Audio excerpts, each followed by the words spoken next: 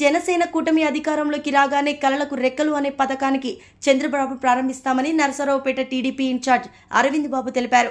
శనివారం నరసరావుపేటలో ఆయన మాట్లాడుతూ ఉన్నత చదువుల వైపు వెళ్లాలనే కోరిక ఉన్నా ఆర్థిక పరిస్థితులు అనుకూలించవని యువత కోసం ఈ పథకం ఉపయోగపడుతుందని అన్నారు. ఇంటర్ పూర్తయిన విద్యార్థులు పై చదువులు చదివేందుకు తీసుకునే రుణాలకు ప్రభుత్వమే పూచీకత్తుగా ఉంటుందని అన్నారు. అందరికీ నమస్కారాలు తెలియజేస్తూ, కలలకు రెక్కలనే పథకం కింద మహిళా సాధికారత అనే ప్రోగ్రాంలో తెలుగుదేశం పార్టీ, జనసేన, అదేవిధంగా మన ప్రీతమ నాయకుడు నారా చంద్రబాబు నాయుడు గారు, మరి జనసేన నాయకులు పవన్ కళ్యాణ్ గారు ఈ పథకాన్ని రూపొందించడం జరిగింది. ఎవరైతే మహిళలు మరి ఆర్థిక పరమైన ఇబ్బందులతోటి చదువు మానేస్తున్నారో వారు ఆ విధంగా చదువు మానేయడానికి వీల్లేదు. ఎంతవరకు చదువుకుంటారో అంతవరకు మరి జనసేన, తెలుగుదేశం పార్టీ ఉమ్మడి ప్రభుత్వం వారికి ఆర్థికంగా సహాయం చేసి వారు ఎంతవరకు చదువుకుంటే అంతవరకు చదివిస్తామని చెప్పి వారు పథకం